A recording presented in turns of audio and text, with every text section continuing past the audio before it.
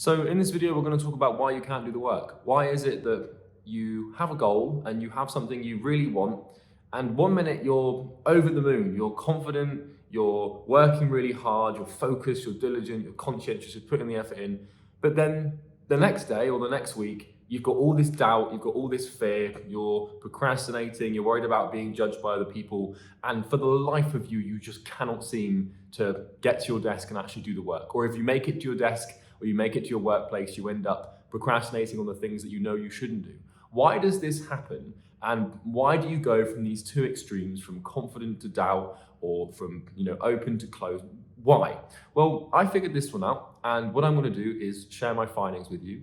And by finding this out, I've become a millionaire. And so if you stick with me for the next hour or two here, I'm going to explain fully why you can't do the work, why you struggle with consistency, and it's going to hopefully change your life. So in order for me to explain this, we're going to have to go to the whiteboard of fame, because it's going to be a pretty heavy video. I'm going to have to go to a pretty heavy, dark place. And if you're the kind of person that just wants a quick, dopamine hit on YouTube, and you're just looking for someone to, basically satisfy your monkey brain, monkey entertainment, this is not the video for you. So let's have a look at this, because if you can learn to solve this problem, imagine if you could just work for 12 hours a day without any difficulty. Imagine if you could just sit down at your desk and just be like, okay, I'm working now, without your body or your brain telling you to do otherwise. You'd probably make a lot of progress, and you'd probably get super rich and achieve financial freedom and everything you wanted to a lot faster than you expect. So let's talk about this. So really the main culprits for your lack of progress and your lack of work ethic are going to be doubt. I need a different pen than that one, that's for sure. I doubt that pen's any good. So it's going to be doubt, it's going to be fear, it's going to be judgment, and it's also going to be procrastination. These are the four musketeers of self-sabotage, where you either can't do the work because you're sabotaging, or because you have loads of doubt about yourself or the fact that it's even going to be worthwhile, or you're afraid of what happens if you do, and you don't know why you're afraid, you just are, or you're concerned that other people are going to judge you. The thing is all of these things, they all fall under one mysterious force. There is a force in the universe, a malevolent, horrible force that is going to try to prevent you from achieving your goals. And when you set your goal like this, when you set your goal, this goal is going to cast a shadow. And basically what this means is that after you try to basically set yourself up for success, something's going to come for you and try and break it down. So the question is, well, what is this force and where does it come from? Because if we don't understand the enemy, then we cannot defeat it. If we have an invisible enemy that we can't even name or understand, then what the hell? And I've spent probably 1,000 hours or more reading psychology books and listening to Jung and Freud and Kant and all of these philosophers to try and figure this one out. And I did, and it's made me north of $20 million, and I'm sure in the future it'll make me more. So, without further ado, let me reveal this force to you. It is known as resistance. Now, before you click off the video, because you're expecting me to say something shiny and crazy and completely mind-blowing, if you don't understand resistance, if you can't define it at first principle, you're never going to fix this problem. You're always going to exist in this cycle of up and down and self-sabotage and self-hatred. So if you can't sit and watch a video for 1 hour or 2 hours or however long this thing's going to be on how to overcome this thing, how do you expect yourself to even sit down and work for 12 hours a day? So lock yourself in, close all your tabs, phone off your desk, focus, okay? Let's get into it. So the first place we need to start with here is identity. And let me explain what resistance is. So resistance is essentially a force that you create to prevent yourself from becoming successful. It is a product of your psychology, and it's a product of your identity. And in this video, I'm going to try and explain it. It's very haphazard to get into because it's quite close to home for me, because I've done this to myself, and you know, it can get quite uncomfortable to talk about personal experiences like this. But also, it's extremely difficult to explain. So please bear with me as I go around in circles and try and get to a point. So, at present, you have got something called an identity. And this is identity version 1. And nobody looks at identity and psychology this way. I'm going to explain. So, you have an identity. And really, what an identity is it is an aggregate of every belief system that you have about the way the world works and the way that you fit into the world. And so what this basically means is we can draw a big circle, and this circle represents the world, or the universe, or, you know, the market, or whatever it is. And this obviously represents your relationship with the world. So, for example, a worldly belief about how the world works could be that the earth is flat, or it could be that it doesn't matter how much money I'm going to make, I'm never going to be happy. Like, money doesn't buy you happiness is an example of a belief system about the way the world works. Anything that you do or do not believe to be true about the way the world works is a worldly belief. And what we do as human beings is, in order for us to navigate this crazy, chaotic adventure called life, we have to bring order to chaos. And so what that basically entails us doing is creating belief systems and a personal identity about the way that we fit into the world. And so, for example, what religion you pick is a belief system, and that is how you orient yourself in the world. Or what diet you choose to follow is a belief system. Or even to the point where how good you think you are at go-kart driving. This exists on every continuum. And the way that the belief system essentially manifests is as follows. We basically have a thing, and this can be anything. It can be, you know, it could be go-karting. It could be, you know, Charlie Morgan, my channel. You know, it could be, actually, I'm not going to put that person. It could be Genghis Khan, you know, whether you think he's good or not. It could be, you know, did we go to the moon, right? There's all sorts of, literally anything in the universe. Anything that comes into your perception, you're going to end up forming a belief system about. And the way the belief systems form is kind of like this, where we have a fulcrum, essentially, which is like a, you know, a pillar. And on that balances a one of these like scales, okay? And I know this is going to seem weird, but just bear with me. And really, belief systems are binary. And what this means is we either think that something is good or bad. It's very rare to find someone that can think in non-binary terms, and I can do this just about, but my point is that you either think something is good, or bad. For example, go-karting. I personally do not enjoy go-karting. I think go-karting is bad. And therefore my belief system with go-karting is going to be like this. It's going to be weighed into the bad. And, you know, I haven't had many good experiences with go-karting. I've only had bad experiences with go-karting. And therefore my experience and my belief system in my identity about go-karting is that it's bad. Another example could be, you know, if you've watched my YouTube channel for a few years, and hopefully I've done a good enough job to make you like me to some degree. And so basically, if you've had lots of good experiences with me and my YouTube channel, and you reinforce those by telling people about my content, or watching the content, or subscribing, or liking the videos, then you're going to have had a lot of good experiences. And therefore, your belief system surrounding the thing that is me is going to be good and positive. And so basically, in life, with everything that we come into contact to, we either have a positive experience with it or a negative experience with it. And the way that identities form, and the way that your identity is formed right now, is basically a sum aggregate of millions of these scales. So whether or not you like baked beans, all the way to down to whether or not you think that the Nazis were good people, which I think we can all agree that they weren't, is based off of this scale. And it's based off of whether you've had good or bad experiences. And the thing is, is there's multiple ways to have these experiences and form these belief systems.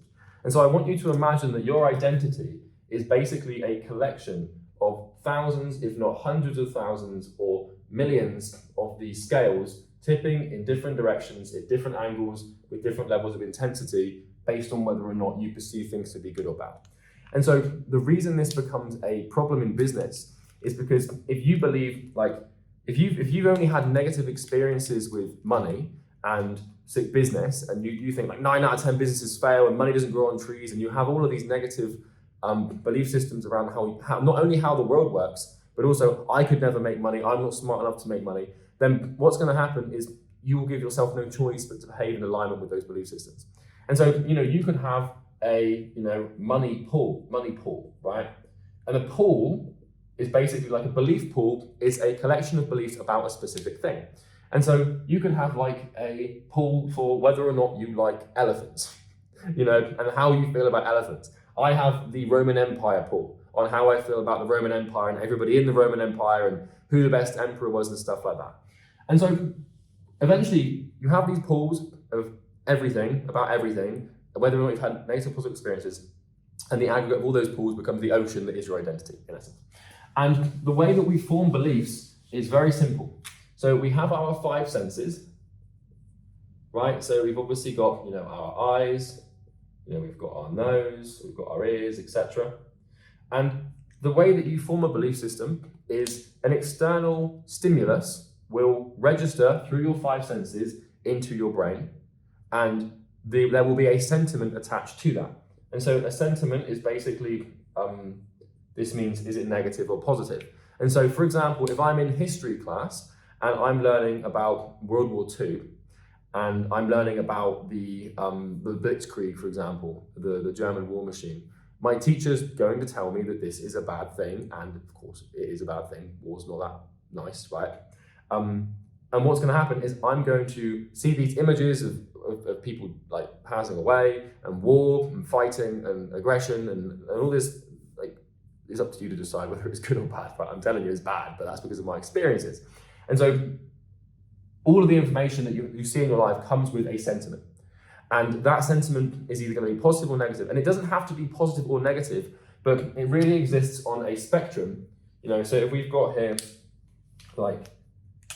here, positive sentiment, and we've got here negative sentiment, then really all the information that you receive is going to exist somewhere on this continuum. It's not going to either be solely positive or solely negative, but it's going to be how positive or how negative is this thing. And the extreme at which either of these charges is applying to the information that you're being exposed to, or the stimulus you're being exposed to, is the extreme to which you will believe it to be good or bad.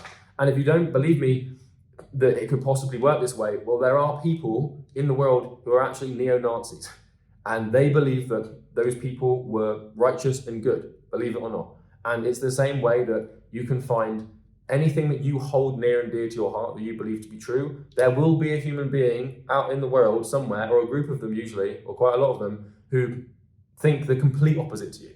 And the only reason that you guys think in the opposite way is because you've been exposed to different stimulus. And so if someone that supports a certain politician will receive synchronicity, which is basically confirmation bias in essence, where they will start to seek and receive more signals and more stimulants from the universe that have a positive sentiment surrounding the thing that they like, the politician they like.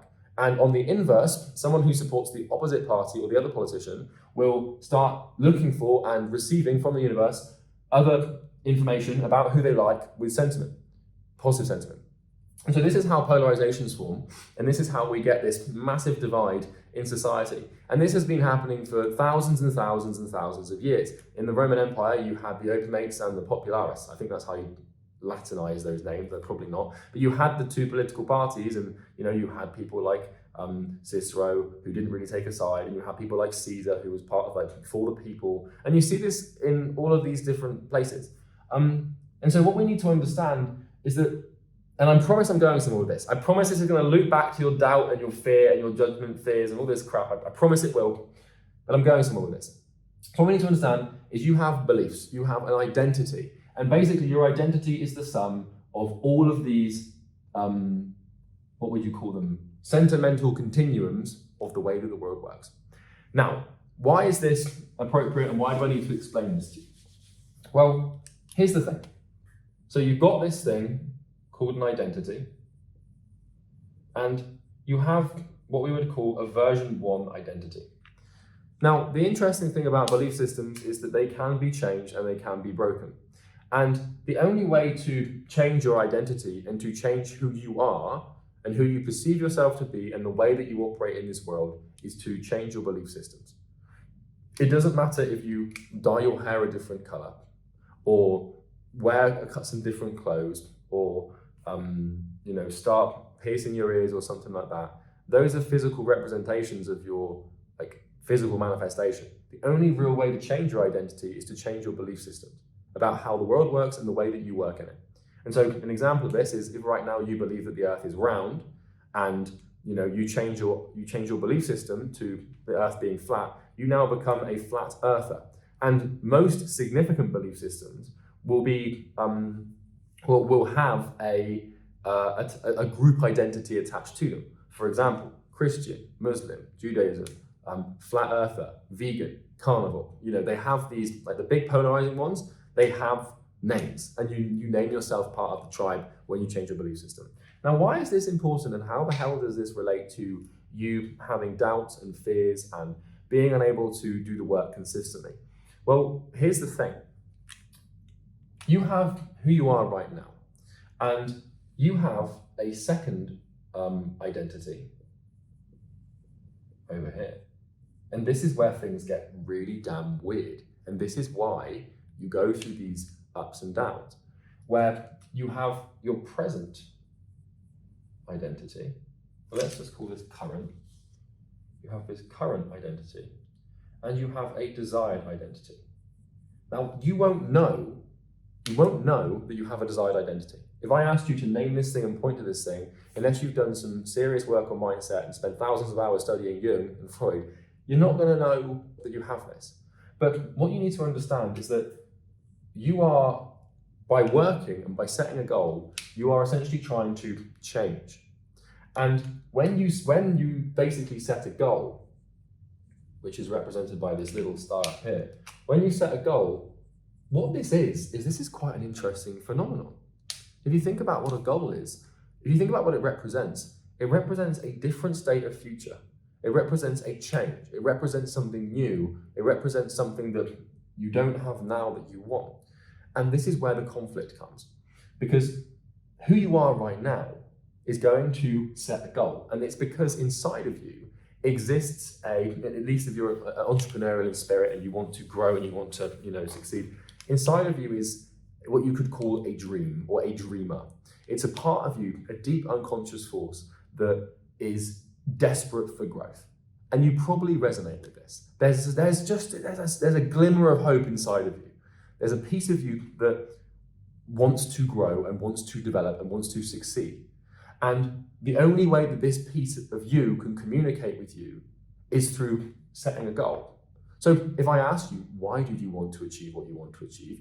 You probably couldn't tell me. But the reason you want to achieve what you want to achieve is because there's a small part of you, a small piece of you that's left, a fragment of your identity that is so desperate to grow and so desperate to succeed. And the only way it can tell you that it wants to succeed, and the only way that yourself can communicate with your conscious mind and your unconscious can communicate with your conscious, is a goal. So a goal is really an unconscious manifestation of a desire to grow.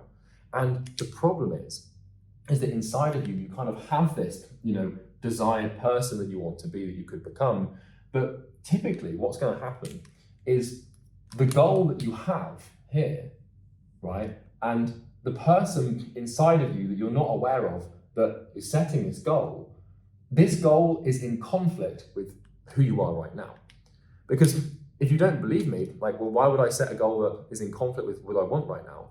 Well, who you are right now is incapable of achieving this goal. With the current belief systems that you have, and the current way that you think, and the current way that you operate with your skills and your character and your belief systems and how you run yourself in the world, is not going to be conducive to the achievement of this goal. And so, for example, if you want to build a successful company and you want to build a successful business, one behavior that might be manifesting in your life with your current identity is maybe you're not that disciplined. or maybe you struggle to like eat clean food to keep your mind sharp, or maybe your attention span is ruined. There's going to be lots of things that you're doing right now that are completely counterintuitive to your goal. And this thing drives people insane because it's now like once you set a goal, it casts a shadow, and the shadow is your current identity. And what this means is you're going to go and it's just going to drive you mad, and it probably is driving you mad because there's a part of you inside of your head that is advocating for growth, and this part of you manifests itself through these weird injections of confidence that you get. You know, when you have like that feeling that you're on top of the world and you're going to be successful, everything's going to be okay, and you're really going to smash it, and then what happens is this person, this identity, your current self, brings it way back down, and it's like, well, that's not us, that's not who we are. That's like, this is probably what you're telling yourself, like, that's not possible, that's not me. And the way that this thing happens, and you can map this on a graph really, is, you're gonna go from being really low, where you're all lacking confidence, to really high, and back to really low. And really it's kind of like, that typical archetype where you've got an angel on one shoulder and a devil on the other. And you need to learn to break this cycle and essentially remove the downs. Because if you can remove the downs and you can stop the downs from happening, you're going to just go and go upwards. And I figured out how to do this, and I'm going to continue to explain it until it's drilled into your mind. So, well, okay. So why can't you do the work, and how does this happen? So we have version 1 of you, and we have this desired version 2. And what I can tell you is, you have this goal, and what's going to happen is version 2, desired version of you, is going to fight to achieve this goal. And this is the thing that's going to bubble up into your unconscious and try and get you to do the work. And version 1 of you, your current sense of self and your current belief systems and the way that you've oriented yourself in the world and what you believe to be positive or negative, is going to try to fight for the goal, like fight against the goal. And so we've got these two forces where we're sort of at battle with ourselves. And the reason that you can't do the work, and the reason that you can't do the stuff that you want to do to make the success you want to make, is because this part of you, this version 1 part of you, is actively trying to fight. Now, why? You might be saying to yourself, why on earth would this bastard fight me? Why is my version 1 so adamant and angry at me trying to become better and achieve a better life? Because you'd think that it wouldn't be.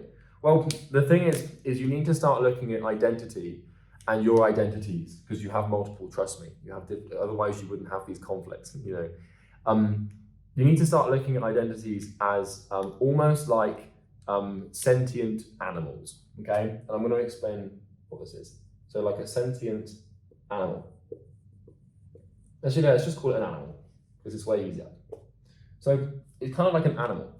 Now, in nature, when we study organisms or species, or we watch a David Attenborough documentary or something like that, what we can understand is really the first principle and the first job of any animal or any being on this earth, anything that's alive, because this thing's alive, it's inside of you like a parasite.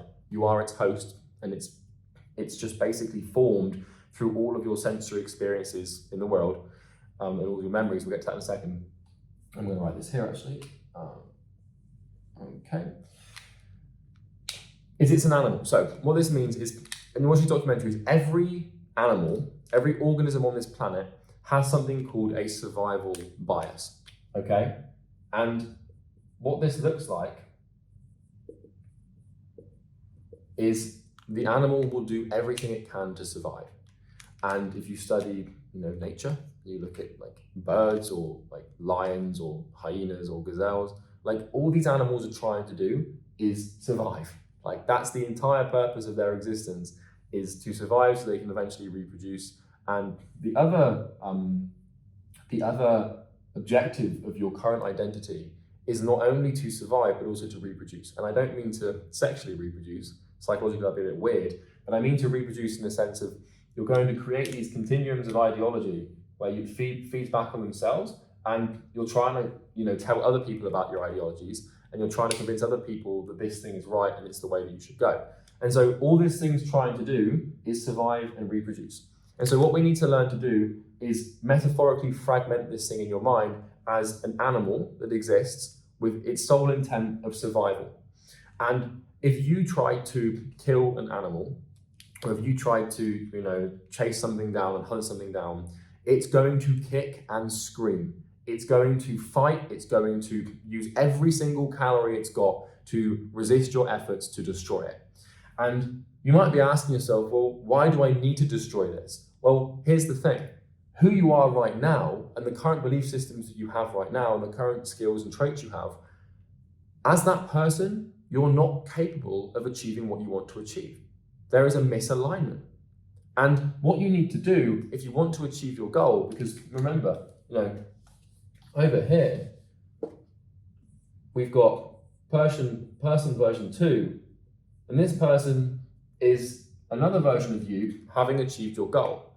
And this person looks different to this person, because where this person might be lazy and afraid, and I don't know, what else could you be? Lazy. Well, I'll just say this person might be lazy and afraid. This person could be fat and overweight. This person could be tired all the time. My pen's dying. This person could be tired and just generally miserable. But then this person over here could be disciplined and confident and really fit, and it could have loads of energy. And what you need to do is you need to understand that who you are right now is basically the reason you are where you are. Your belief systems and the way that you see the world and stat the world is perfectly manifesting the environment and life that you deserve. It's as simple as that. Now, I'm not saying that you deserve some of the nasty stuff that's happened to you, like maybe some trauma and stuff, but the point is that in order for the goal to happen, you don't chase a goal. You chase an identity. You chase a version of yourself. A goal is an effect. It's something that happens. It's an effect.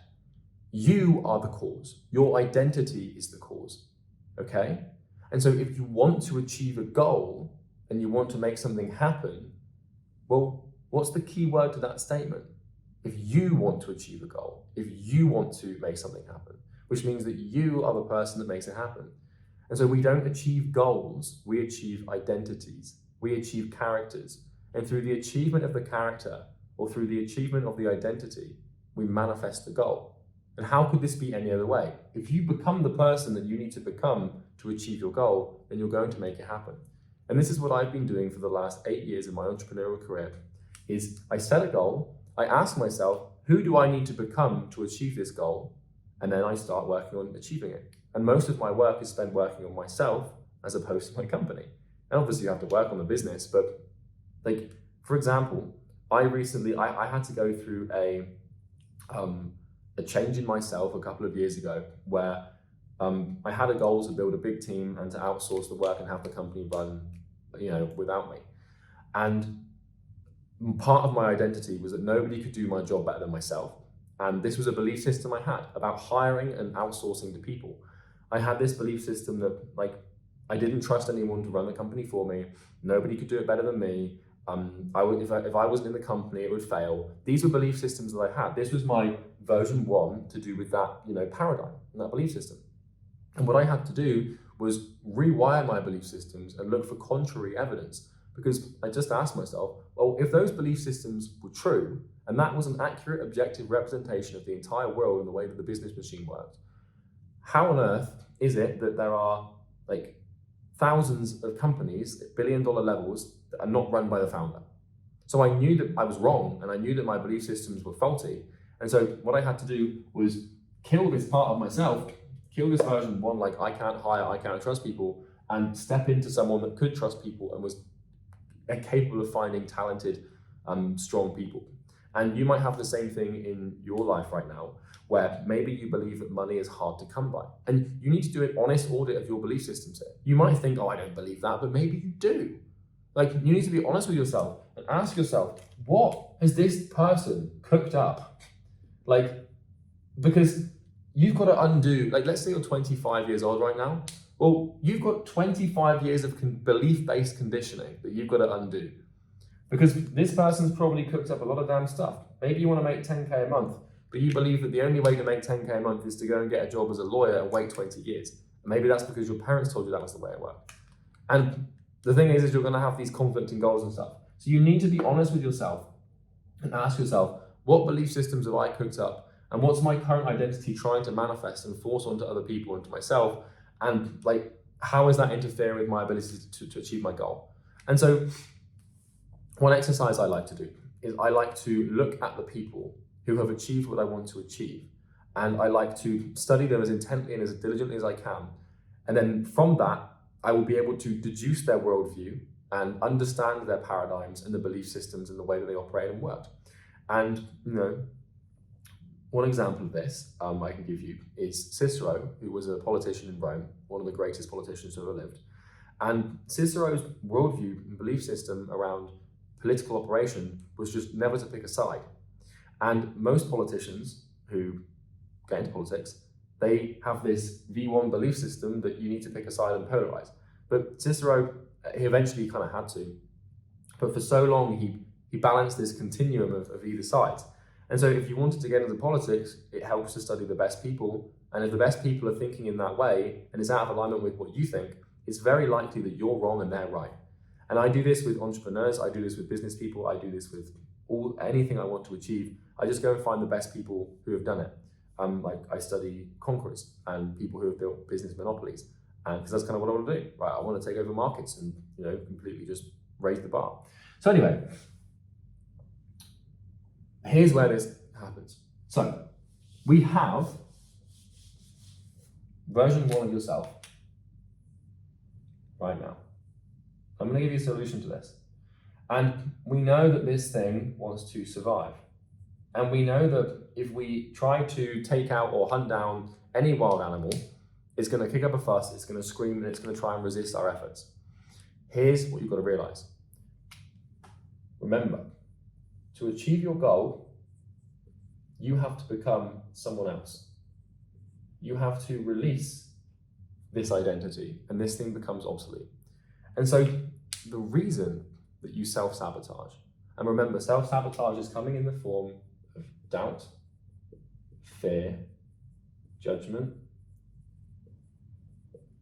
and procrastination, among other things. Any force, anything that comes out of your body that prevents you from working towards your goal is a form of resistance. And this thing here, V1, it generates resistance because it understands fundamentally that if you achieve your goal, it's no longer going to be alive. Because the only way to achieve your goal is to become the person that can. And the only way to become the person that can is if you get rid of this thing. And so this thing is going to fight you. It is going to create so much doubt and so much fear and so much judgment and procrastination. It's going to just dial the hell up. It's not going to let you get out of bed. It's going to like stop you from picking up the phone and making cold calls. It's going to sabotage you. At every turn, this thing is going to fight you. And the good news is it's possible to defeat this thing.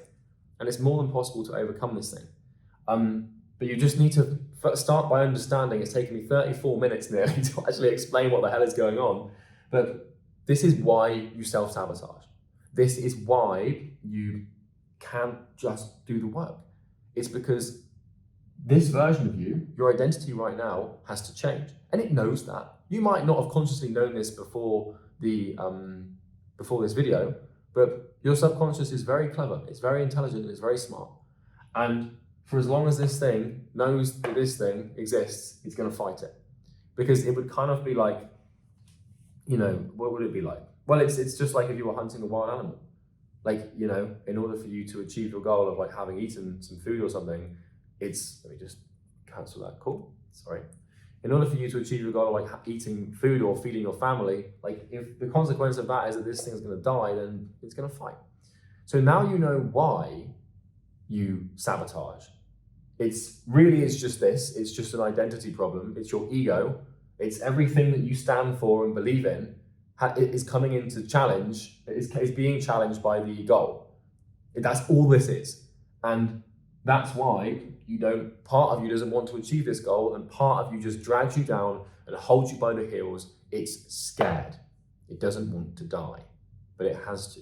So the question is now, okay, well, now, Charlie, I understand why this happens, and now I understand why I keep breaking myself down and why I keep having these doubts.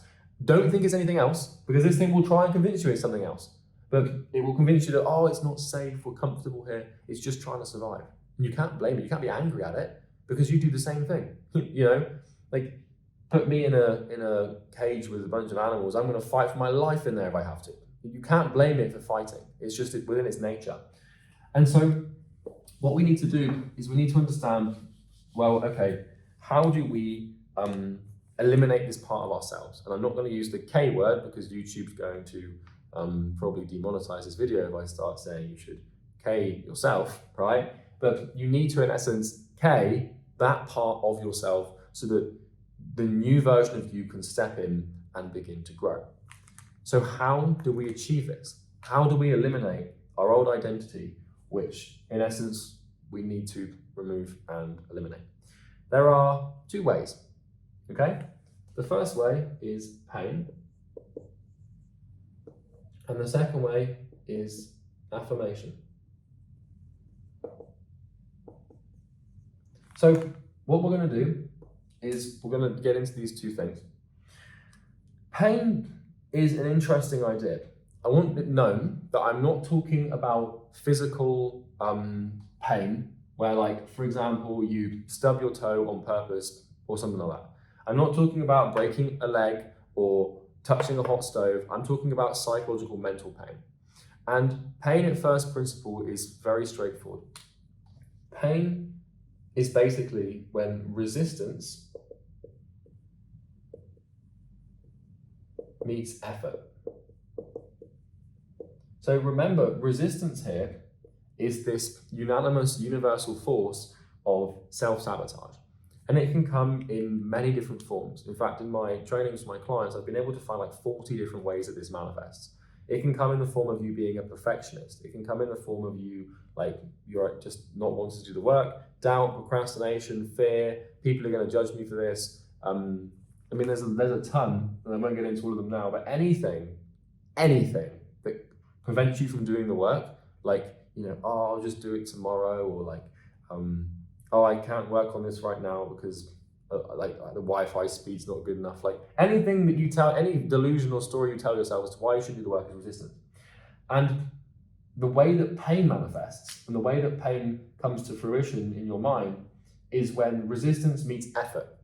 Now, effort is basically your will.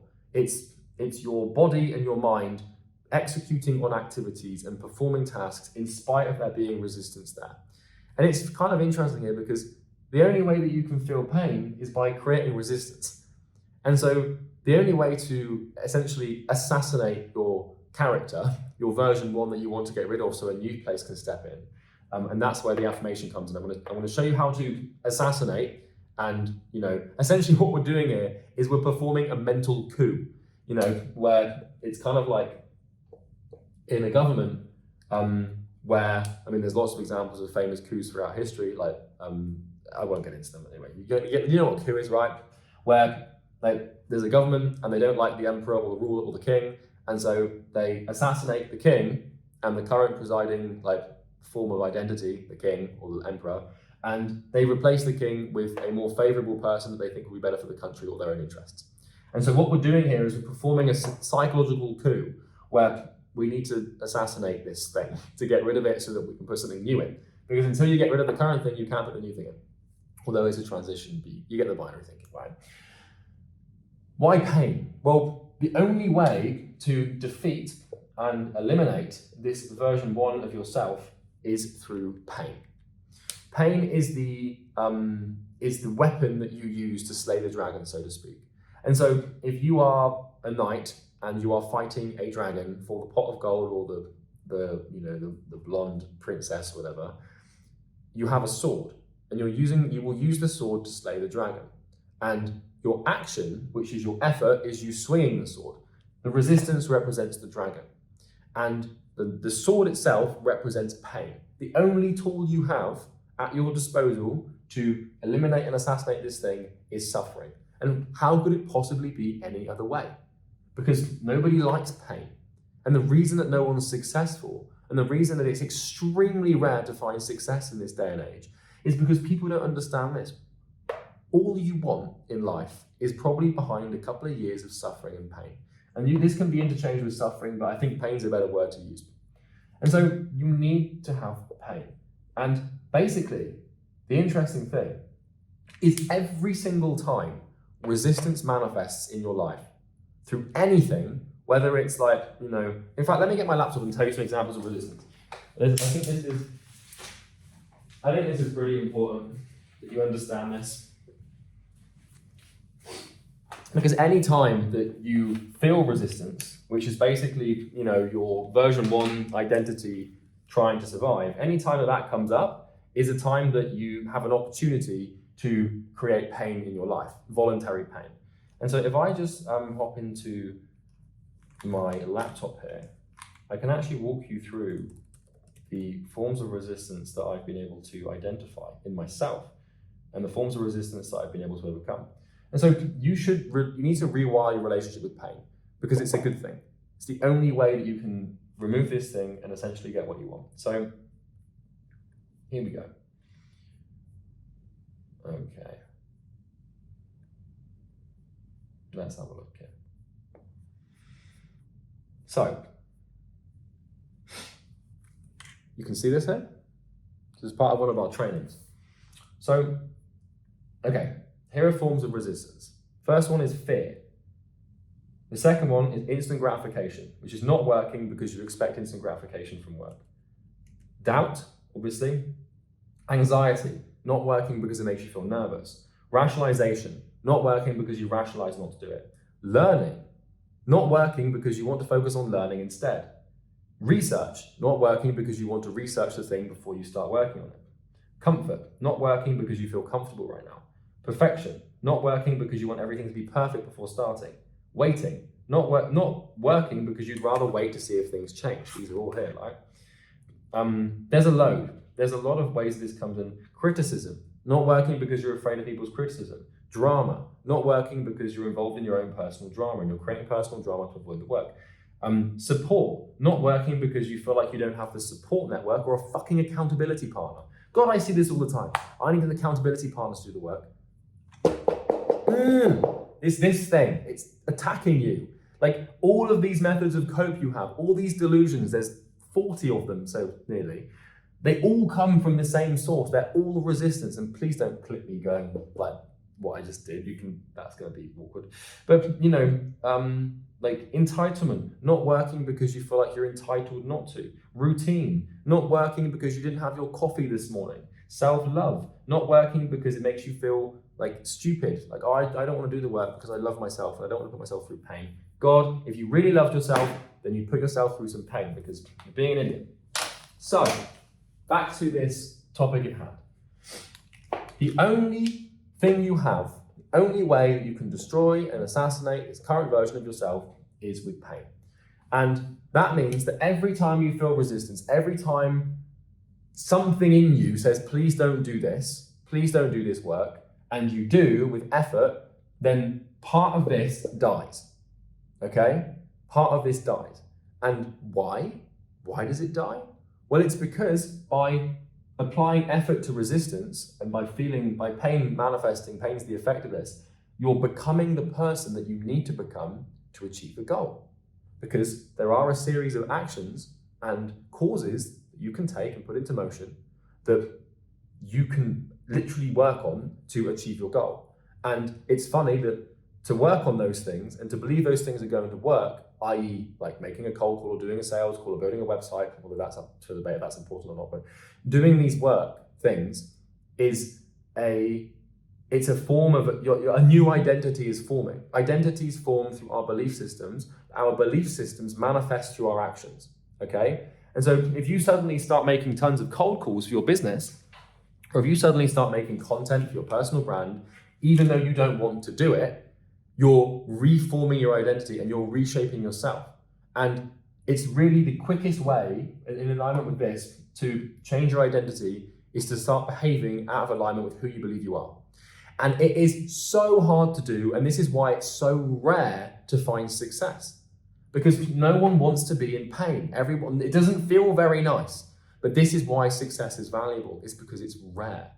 And because anyone who is successful has had to go through this, whether they've been aware of it or not, they go through this, and then you look at someone who's successful and you just think, he's just got it. That's not me. Like, people are born with it. People are just like, talent is just like born, not made. It's a load of rubbish. It's just like accurate suffering for years on end until this thing's gone, and then it can be replaced with something new. And so I can't describe this in any more of any simpler terms than this. Pain manifests when resistance meets effort. And pain is the sword that we use to slay the current version of ourselves that does not want us to succeed because it does not want to die. This thing wants to survive, okay? And in order for you to kill something, you have to put it in pain. It's very straightforward. The metaphor is perfectly aligned, and I hope that makes sense. But the question then becomes, okay, well, if I know how to assassinate the king, then how do I introduce a new candidate? And the way we do that is through affirmation. So remember, this identity is an aggregate of belief systems. That's really all your identity is. It's a collection of scales of either positive, you've got positive or negative experiences like this. It's a collection of scales of millions of these different things, or hundreds of thousands of them at least. And what we're doing as we go through pain is we are realigning these scales in some way, shape, or form. Because if you believe money's hard to make, and you start making cold calls in spite of everything about you screaming at you to not do it, and you start making some money, well, you start to have, if all you've ever had in your life is negative experiences with money and making money, and you believe it's scarce and hard to come by, then when you start trying to make it, your version one is going to be screaming at you because it's got this belief system it's hard to make. And if you actually try and you start refusing to believe it's bullshit and putting causes into motion to try and make the money, you're going to start having some slightly positive experiences with making money. And over time, you're going to tip this scale in the other direction and tip this belief system, and in the process, remove version one of yourself, change your belief system so you can start to behave differently, and that's called praxis. We give assent to belief through action through something called praxis. And then you're a different person. And now you've become he who can, or she who can. Remember, the only way to achieve a goal is to become he who can, or she who can. We don't go after goals, we go after identities, we go after characters. And by becoming the person that can achieve a goal, of course it's going to happen. How can it possibly be any other way? It's called obliquity. We achieve something through its opposite. So the next step, and you want to do this at the same time as this, is every day from now on, your entire job is to put yourself in as much pain as humanly possible. Isolate the thing that you feel the most resistance around. And if you're wondering what to work on, and you're wondering how to actually go about this, just find the thing that is the most difficult and then do it. Right now, I want you to make a cold call. Now your heart's starting to beat, and now you're justified. You've just justified exactly why you shouldn't do it, haven't you? I want you to make a cold call. Oh, it doesn't matter who you call. I want you to call someone up and just tell them that you want to sell them something. Oh, but now look at you. Now look at you. Everything that you've just learned has been thrown out the window. Version one of you, and I'm serious, I want you to do this. Version one of you is now afraid and scared. In fact, I'm going to do it. Let's make a cold call. Because if you can't do this now, when this knowledge is fresh in your brain, do it with me. I want you to make a cold call. I literally want you to pick up your phone or pick up something and make a cold call. Okay? It doesn't have to go well, and mine's probably not going to. Right? When I used to do cold calling, I have a 5% conversion rate on appointments, which means that I have a 5% chance of booking this appointment. But I'm going to make a call. Okay? And even if they don't pick up, it doesn't matter. It's just the fact that I've done it. So let's search marketing agency in London. See, and now I've got some resistance. I don't want to do this. I don't want to make this cold call because I can get rejected and it's not going to feel very nice. But I've got my Skype and I'm going to do it. And I want you to do the same thing. Because the lesson here is that we have, what we are feeling right now, you and I both, is resistance. Even if you don't have a business that relies on cold calls, I want you to do this. I want you to do something difficult. Because this is a very small piece of pain that we can use to assassinate the version one of ourselves, okay? So let's call this agency up. They're in London, so they should be open right now. And let me turn this volume up.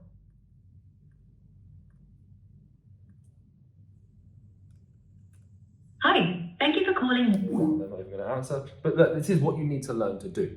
It's I'm just like make a cold call and you start panicking. And now what you're saying to yourself is, oh, I'll do it after the thing. Or, well, my business doesn't rely on cold calls, so I don't really need to do it. But a few of you, a small percentage of you are actually going to be taking action here.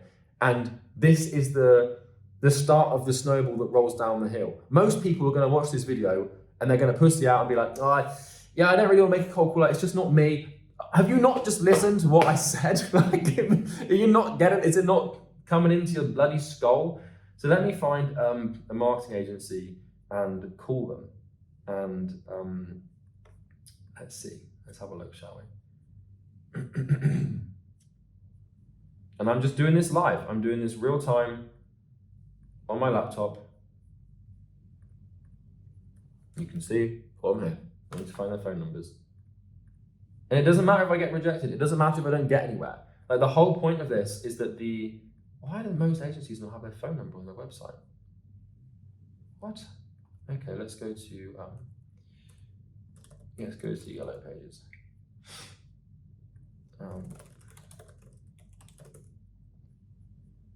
Okay.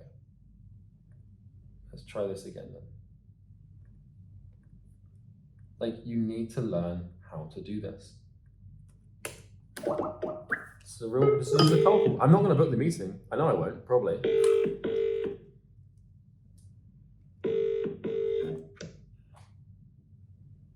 Good afternoon, William Martin coming. Hey, good afternoon, mate. I've got to be honest with you. I'm here to sell you something. Would you like me to leave you alone, or can I have 2 minutes? Leave me alone. Thank you. All right, brother. Have a good day. You too. And it's that simple. It's that damn simple. All right? I didn't want to do that. It doesn't feel very nice. I've just been rejected on camera to maybe 100,000 people. But the point is that I've just put myself through some pain. I felt the resistance. I didn't want to make the call. I didn't want to do it at all. You saw, I was kind of like, oh, I don't want to do this. I've applied effort to resistance. I'm now in some sort of pain, although it's just subsided. And this part of me that is manifesting all these problems is now slightly worse off. So you have to learn. If you didn't just make that cold call, well, I'm sorry, but you're not cut out to be successful. And I mean that. And I mean that with all my goodwill and heart. If you're not willing to pick up the phone right now and do this one small thing and put yourself in this one small piece of pain as I just did there, then you're simply not cut out for this life. If you can't even do that, if you can't even bring yourself to do that, you're not worth it. And I don't mean that in a negative, nasty way. I'm just saying you might as well just click off this video and go and watch some Netflix and just live your, blind life where you just abide by the rules and you just let life carry you through. Don't bother trying. If you can't do something like that, or you can't think of something painful, like go and just do a plank right now. Do like a 60-second plank, but do the cold call. Even any business, and just tell them you're trying to sell them something, and they'll be like, oh no, they'll just be like, oh, leave me alone, go away, like that guy did. And it won't feel nice, but what matters is that you're one step closer towards removing this part of yourself. So if I can't stress enough, you can't even do that, then I'm sorry, but you're beyond hope. So now that I've put you through some suffering and some pain and you hate me a little bit, let's talk about how to remove this. Because what you just did there with the cold call, if you do that, like if you did it, which I'm assuming you did because you should have done it, if that pain that you just felt and that sensation that you just felt, if every waking hour of your life for the next couple of years becomes dedicated to chasing that feeling as intensely and as much as you can possibly take, you will become successful. I promise. And I know it's true because it's exactly what I did. Isolate the thing that hurts the most and repeat it over and over and over again, and give the universe no choice. It will remove this thing and your identity will begin to reform, and time will elapse. It will be hard, it will suck, but it will make for a good story. Okay? That cold call, I've probably done 100,000 cold calls in my life. I cold called every gym in America like more than twice. There's like 40,000 of them. So, and it sucks. I didn't enjoy it. It's horrible, but that's my point.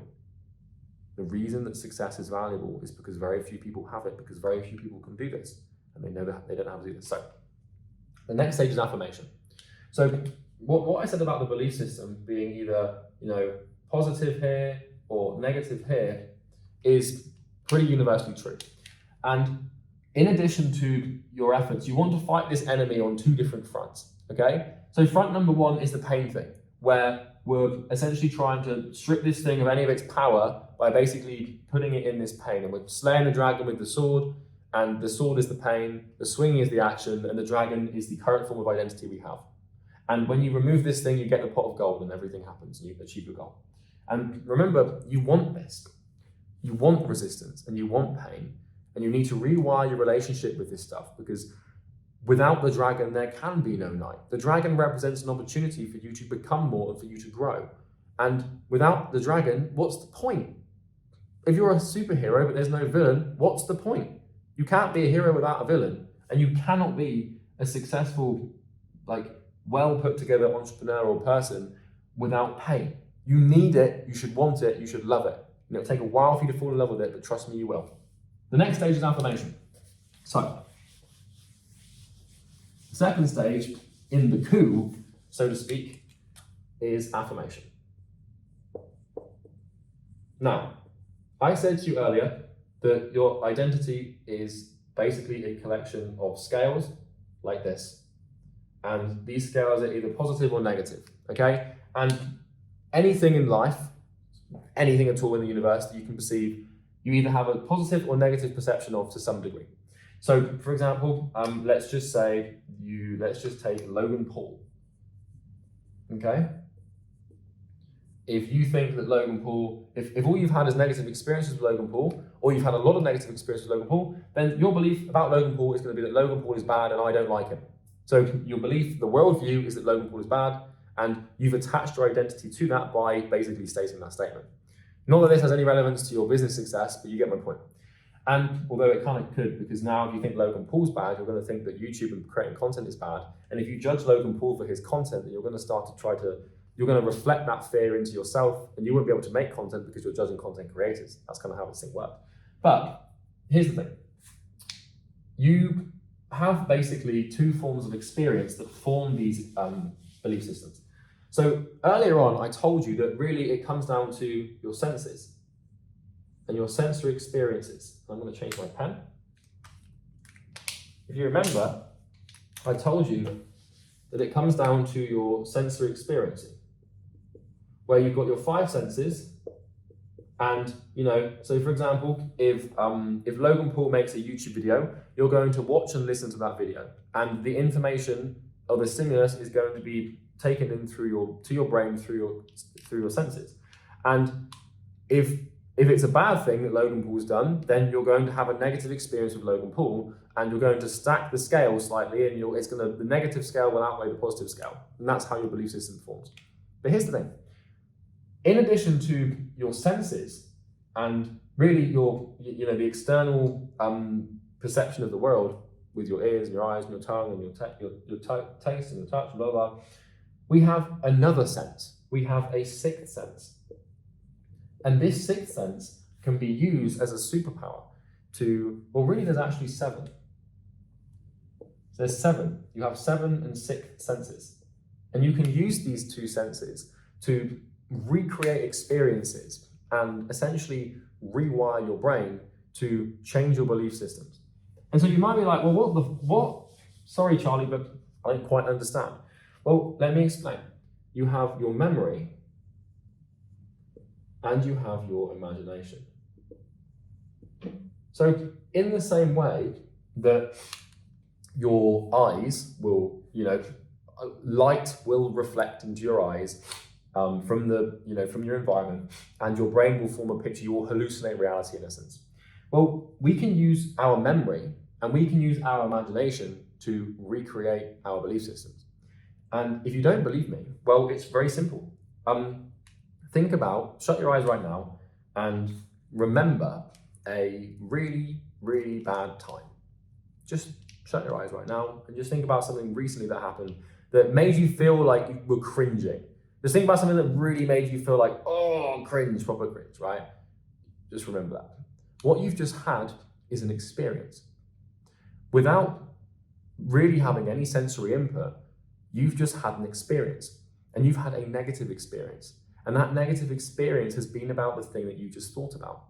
And so what you've just done is you've just confirmed a belief system about that thing towards a negative bias. And now close your eyes and imagine a really happy experience. Just shut your eyes for a second. I'm thinking of one. Think of something really happy that made you feel really happy. And open your eyes. Now what you've just done, using your memory of an experience in your life, is you've just reinforced a belief system. So for example, I was thinking about my mother, and the last time I saw her, I gave her a big hug, and that made me feel really happy. And so the positive experience dichotomy for me, for my mother, has just increased, okay? Just by me shutting my eyes and imagining it. And you can do the same thing now with anything. And the thing is for example, if you believe that money is hard to come by, well, there's probably been one experience in your life that you can remember where money felt abundant. Like, for example, maybe you cycled past a supercar and you thought, God damn, that makes me feel good. Like, maybe it's possible. Maybe there's some hope. Well, you need to shut your eyes and reimagine that experience through your memory. And in doing so, you're going to have a positive experience.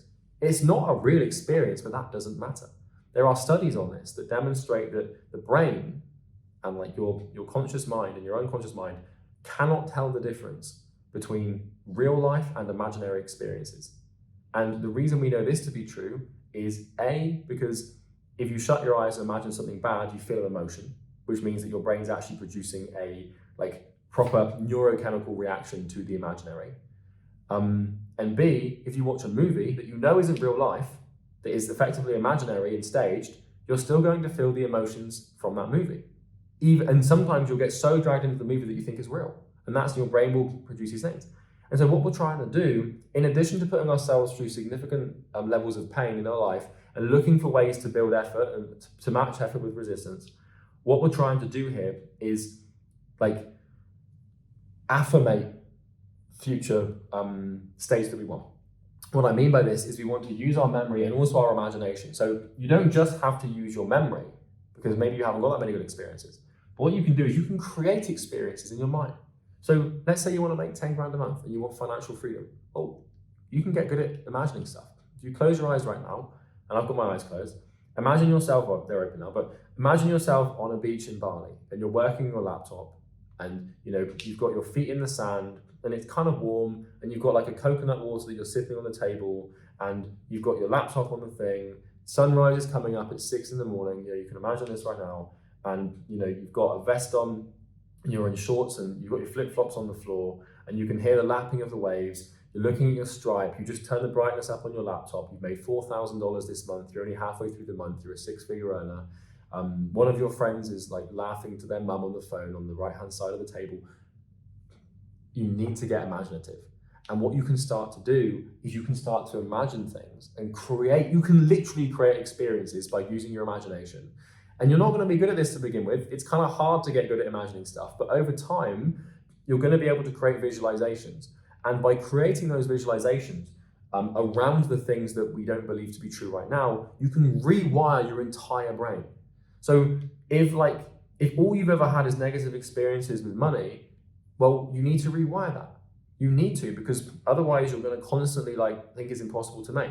And so whilst you're battling the Eastern Front, and you're on the Eastern Front fighting off the identity with pain and slaying that damn dragon, you need to be fighting the Western Front and the mental battle of telling yourself, because the easiest way for you to consistently justify this pain and to justify matching the resistance with effort is to consistently imagine a better future and to imagine why you're doing it. Because you will forget this stuff. I promise you will. But what you won't forget is the imagination. And when you're doing your imagination, when you're doing your affirmations essentially, you need to link them to emotion. If you're not feeling something, you're not rewiring the belief. Remember, a belief is a continuum, a spectrum of emotion. It's positive or negative.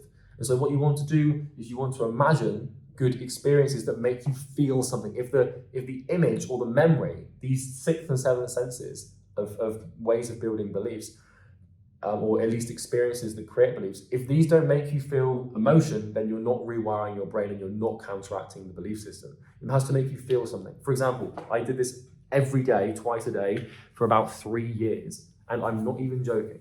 What I did is I listed out a bunch of affirmations, and I told myself that I was going to be successful, and I knew exactly what I wanted. In fact, I can probably show you this on my laptop. I knew exactly what I wanted, and I created a vision board, and I created affirmations, and all of this stuff. And basically, what I did every day for really 2 years, maybe even longer than that, is every day I would visualize myself living this dream life. So I can actually attest to the fact that this thing works. This isn't some woo-wah theory crafting, spiritual, try this. I actually know this works because I bloody did it. And it worked. And if you don't believe me, well, look at this. Look at this. So, of course, my Wi-Fi is not going to load it now. That's just typical. So this was something I created. You can see this here. So I created this a long time ago. I don't know if you can see. So here I've got first class or business class travel, and Airbnb, which means that I'm financially and location free. I made this when I was poor, when I had no money. Now I have this. I can go first class, business class, wherever I want. This was the apartment that I wanted. I don't know if you can see that there. That was the apartment that I wanted in a city called Bath in the UK. I moved into that apartment. Now I'm on the bloody palm in Dubai, right? This was the car I wanted, which was a C-Class Mercedes. I ended up getting a C63 AMG. This is the body that I wanted, which I'm nearly there with. And here's the apartment again. And what I would do, is I had no money. This is when I was starting. But what I would do is I would sit and I would visualize myself in this apartment. And sorry, I get a little bit emotional when I talk. Guys, I get a little bit emotional when I talk about this because I would sit and I would imagine, I was in this grotty flat with no prospects, no money, and I had a supportive family, but I didn't have anything. I was in my parents' room. I had this horrible little office. And what I would do is I would sit there and I would shut my eyes at night and I would imagine myself in the morning getting up in this apartment. I studied it. I studied even the way the window sills looked. I looked at the way that the tap would turn in the bathroom in the pictures. I went to the city and I saw it from afar. And I would sit and I would imagine myself waking up in the morning. And sorry, I told you this is going to take a weird turn. I would imagine myself waking up in the morning and getting out of bed and pulling the cover off and opening the thing to this beautiful view of the city of Bath, and then walking over, getting a smoothie. I'd imagine the taste of the smoothie, looking out at the window and opening and having the breeze come into my face. And then I'd get my Mercedes key and I'd go down the lift and I'd get in the car and I'd feel the leather of the car and the seatbelt and I'd drive to the gym and work on my... I would imagine it every day and I wanted it so badly. And what I would do is I was recreating experiences over and over and over again. I would imagine myself doing objection handling on my sales calls and absolutely crushing it. I'd imagine myself making YouTube. It's so weird how it works. Man, I forget about this stuff. I would imagine myself, because I knew I had to have a YouTube channel to do what I wanted to do. I would imagine myself making YouTube content and making content that gets 10,000 views a video. That was like an insurmountable amount of views to me at the time. And now I can get 100,000 views a video or 50,000 views a video sometimes. So it works. If you create positive experiences in your mind and you try to remember positive experiences in your mind that completely counteract your current paradigm and the current manifestation of your identity right now, you find the opposite, you find the antithesis, you find what will get you what you want. And by doing this, what will start to happen is this person that is locked away in your unconscious, this version 2 that set the dream and set the goal, will begin to rise. And what will happen, and I guarantee this will happen, is eventually you're going to have to do the same thing to number 2. This doesn't stop, okay? Number 1 is gone. Number 2 is going to come up. And now you've got a new enemy to slay, because number 2 is going to have its limits as well. And then what will happen is inside of you, your goal-seeking mechanism will create version number 3 you have to become. And then you have to go through this all over again. Success is suffering. And it's as simple as that. Learn how to do this and you will become successful. And I know it's true because I did it. And it's the most beautiful, rewarding, fulfilling, meaningful thing that you can ever do, is to learn this thing and apply it. I suggest you rewatch this video 10 times, because when I came across this information and it was sort of scattered, you have to remind yourself of this every week. Put it in your calendar, watch it 52 times a year, because all you need to know is this. Everything else you will be able to figure out through these lessons. Do not forget this. And if you ever feel yourself slipping into a rut, and when you feel yourself regressing back to version 1, which is going to happen, you're going to go back there. You're going to regress to version 1. It's going to happen. When it happens, come back to this video, remind yourself of how to do it. Bye.